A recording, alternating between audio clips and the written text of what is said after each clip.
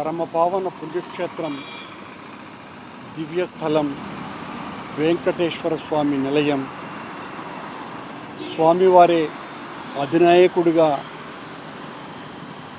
7 లోకాలను పరిపాలిస్తున్నటువంటి క్షేత్రం.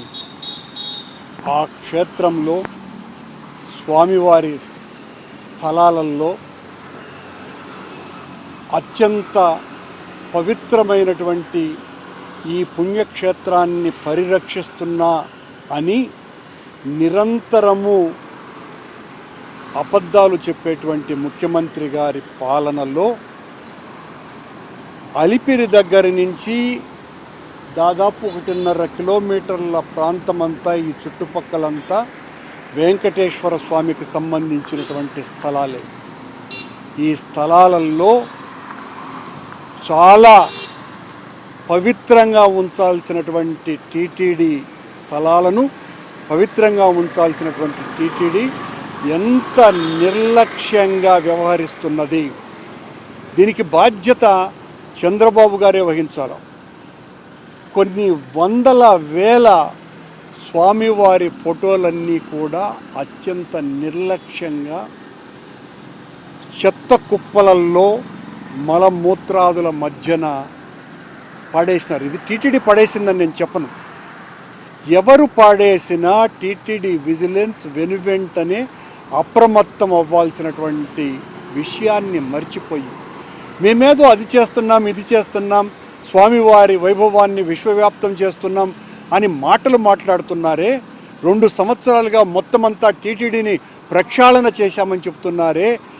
టీటీడీ స్థలాలలో వెంకటేశ్వర స్వామి ఇతర దేవతలు ఈ మైలలో పడి ఉంటే దాన్ని తీసివేసేటువంటి ప్రక్షాళన కూడా చేయనటువంటి మీరు, ఈ బిఆర్ నాయుడు నేతృత్వంలో ఉన్న పాలక మండలి, ఇప్పుడున్నటువంటి అధికారులు, ఎగ్జిక్యూటివ్ ఆఫీసర్తో సహా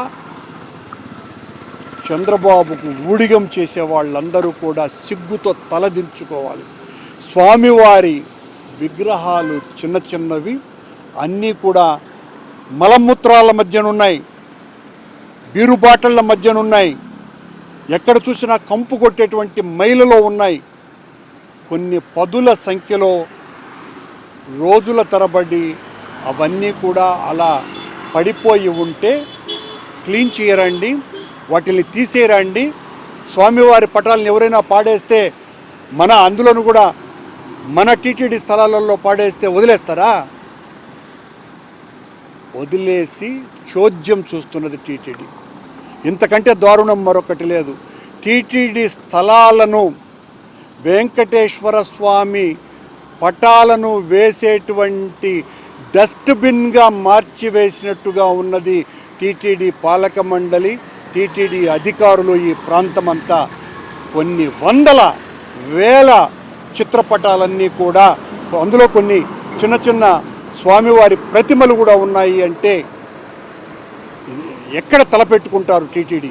మీరు ఆ ప్రక్షాళన చేసింది మీ పాలనలో ఎంత దుర్మార్గంగా, ఎంత అపచారాలు జరుగుతున్నాయి అని కళ్ళకు కట్టినట్లుగా చూపించటానికే ఈరోజు మొత్తం అంతా కూడా మేము ఈ రోజున దీన్ని బయటికి తీస్తున్నాం.